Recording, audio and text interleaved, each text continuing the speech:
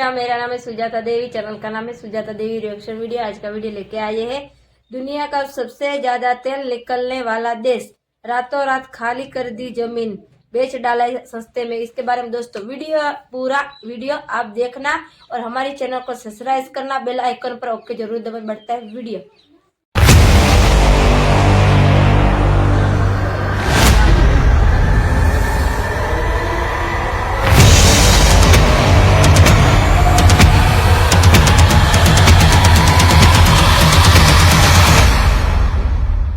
दोस्तों इमेजिन कीजिए एक ऐसी नदी जो जमीन के नीचे बहती है, जिसमें पानी नहीं बल्कि गोल्ड बहता है। लेकिन ये गोल्ड इतना खतरनाक है कि अगर इसे निकालने में 1 सेकंड की भी गलती हुई तो पूरा सिस्टम ब्लास्ट हो सकता है।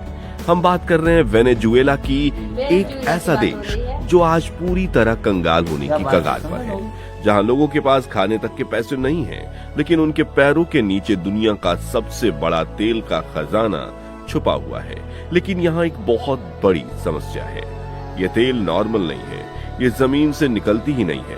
तो ये सवाल है कि जब पूरी दुनिया ने वेनेजुएला पर कड़े प्रतिबंध लगा दिए, जब उनके पास टेक्नोलॉजी खरीदने के पैसे नहीं बचे, तो उन्होंने जमीन के नीचे हजारों किलोमीटर लंबा एक ऐसा सीक्रेट इंजीनियरिंग नेटवर्क कैसे खड़ा कर दिया जो आज भी करोड़ों लीटर तेल ट्रांसपोर्ट कर रहा है।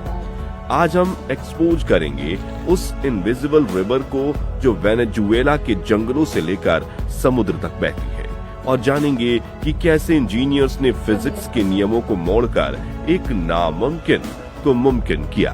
क्या ये पाइपलाइन वेनेजुएला को बचा रही है, या ये एक टिकिंग टाइम बम है जो कभी भी फट सकता है? इस मिस्ट्री को समझने के लिए हमें सबसे पहले वेनेजुएला के ओरिनोको बेल्ट में चलना होगा। आपने सऊदी अरब या दुबई के तेल के बारे में सुना होगा। वहाँ का तेल लाइट क्रूड होता है, बिल्कुल पानी जैसा पतला, जिसे निकालना और पाइप में भेजना बहुत आसान है। लेकिन वेनेजुएला का मामला बिल्कुल उल्टा है। यहाँ दुनिया के सबसे बड़े तेल के रिजर्व तो हैं, लेकिन तेल एक्स्ट्रा हेवी क्रूड कैटेगरी में आता है। असल बात यह है कि ये तेल कम और जमे हुए पीनट बटर जैसा होता है। ये इतना गाढ़ा और चिपचिपा होता है कि अगर आप इसे जमीन पर गिरा दे तो ये बहने के बजाय वहीं जम जाती है। अब आप सोचिए, जो चीज ग्रेविटी की वजह से खुद बह नहीं सकती, उसे आप पाइप के जरिए हजारों किलोमीटर दूर कैसे भेजेंगे? शुरू में वेनेजुएला ने ट्रक और ट्रेन इस्तेमाल करने की कोशिश की, लेकिन ये तरीका बहुत धीमा और महंगा। जब लाखों बैरल तेल ट्रांसपोर्ट करना हो तो ट्रक फेल हो जाते हैं। प्रॉब्लम सिर्फ तेल का गाढ़ा होना ही नहीं, बल्कि प्रॉब्लम ये थी कि तेल एसिडिक भी था और पाइप को अंदर से खा जाता था। दुनिया के बड़े बड़े इंजीनियर्स ने हाथ खड़े कर दिए थे कि इसे निकालना आर्थिक रूप से नामुमकिन है। देश के पास रिसोर्स तो था, लेकिन वो लॉक था, बिल्कुल वैसे ही जैसे अपने पास बैंक में करोड़ों रुपए हो लेकिन अकाउंट फ्रीज हो गया हो। यही वो पल था जब वेनेजुएला की सरकार और उनके इंजीनियर्स ने फैसला किया कि वो एक ऐसा सिस्टम बनाएंगे जो पुरानी इंजीनियरिंग को चैलेंज करेगा, द इंजीनियरिंग मिस्ट्री। तो अब सबसे बड़ा सवाल ये था कि जमे हुए पीनट बटर को लिक्विड में कैसे बनाया जाए ताकि ये पाइप में तेजी से बह सके। यहाँ इंजीनियर्स ने केमिस्ट्री और थर्मोडायनेमिक्स का एक जबरदस्त कॉम्बिनेशन यूज किया। उन्होंने फैसला किया कि अगर तेल खुद नहीं चल सकता तो हम उसे गर्म करेंगे और उसे पतला करने वाला केमिकल उसमें मिलाएंगे।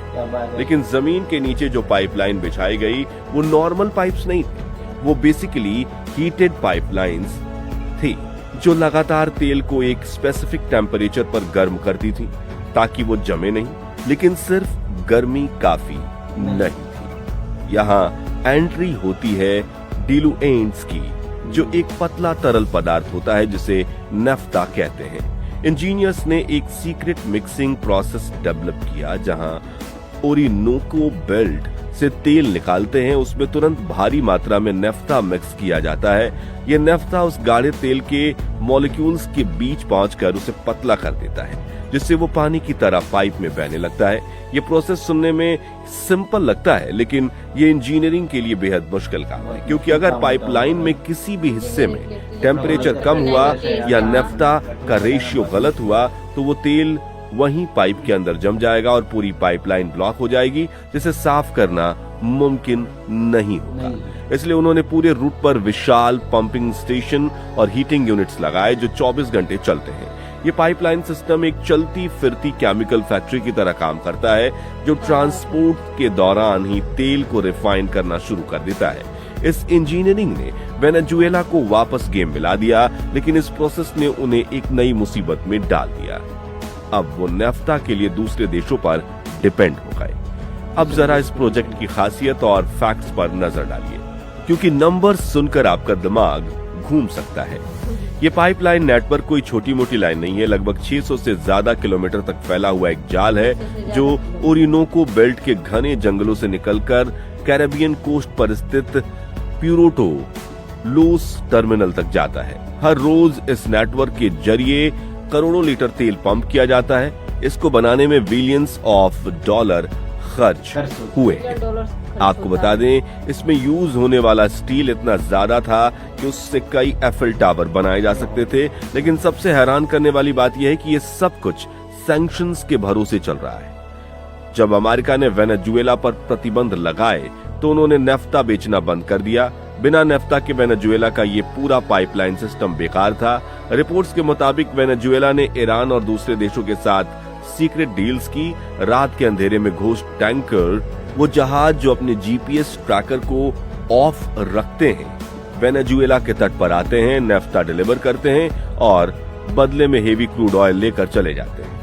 ये पाइपलाइन सिर्फ स्टील का स्ट्रक्चर नहीं, ये एक लाइफलाइन है जो इंटरनेशनल कानूनों को बाईपास करके चलाई जा रही है। इस पाइपलाइन को ऑपरेशनल रखने के लिए यहाँ के इंजीनियर्स जुगाड़ टेक्नोलॉजी का यूज करते हैं, क्योंकि स्पेयर पार्ट्स मिलना बंद हो चुके हैं। फिर भी ये सिस्टम आज तक चल रहा है, जो अपने आप में एक चमत्कार और रहस्य दोनों है। लेकिन दोस्तों, हर इंजीनियरिंग की एक डार्क साइड होती है और वेनेजुएला में इस प्रोजेक्ट के लिए बहुत बड़ी मुश्किलें भी हैं।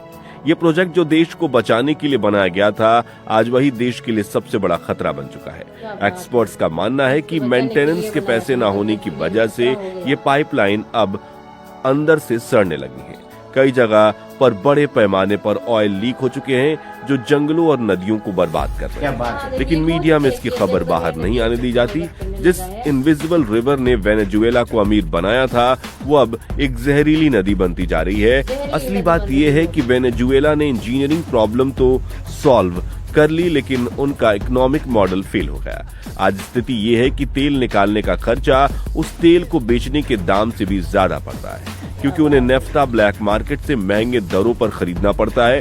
तो अंत में ये है कि ये विशाल पाइपलाइन सिस्टम जो इंसानी दिमाग का एक बेहतरीन नमूना था, आज एक वेंटिलेटर बन गया है। ये देश को जिंदा तो रख रहा है, लेकिन धीरे धीरे उसे खोखला भी कर रहा है। सबसे बड़ा सवाल, क्या वेनेजुएला अपनी इस इंजीनियरिंग को अपग्रेड कर पाएगा, या ये पाइपलाइन टूटकर एक दिन पूरे इलाके को अपनी बीमारी में जकड़ लेगी? ये सब वक्त ही बताएगा। लेकिन एक बात तो तय है, दुनिया के इस कोने में जमीन के नीचे जो चल रहा है वो बहुत ही भयानक और चिंताजनक है। देखते हैं आने वाले समय में ये देश कैसे पश्चिमी देशों से बाहर निकल अपने आप को दोबारा दुनिया पर राज करने के काबिल बनाता है। तो दोस्तों, ये थी वीडियो दुनिया के ऐसे देश के बारे में जो दुनिया का 70% तेल निकालता है और जिस पर अमेरिका ने कब्जा किया हुआ है। और अब इस वीडियो में बस इतना ही। ऐसे दिलचस्प वीडियो देखने के लिए इस चैनल को सब्सक्राइब करना ना भूलें। मिलते अगली वीडियो में। जय हिंद। हाय दोस्तों, ये वीडियो देखा आपको कैसा लगा है हमारे वीडियो, तो कमेंट सेक्शन में राय जरूर बढ़ाना। अच्छा लगा है हेलो दोस्तों, हर देश में पेट्रोल और डीजल का भाव बहुत बढ़ रहे हैं और हर टेक्नोलॉजी के हिसाब से हर महंगी चीज हो रही है, मगर तेल नहीं होगा तो हाहाकार मच जाएगा। ठीक है ना? ये वीडियो आपको कैसा लगता है? अच्छा लगा हो तो सब्सक्राइब करते रहें और बेल घंटा दबाएं, तो पहला वीडियो आप तक पहुंचता रहेगा। नेक्स्ट वीडियो में मिलेंगे। जय श्री राम।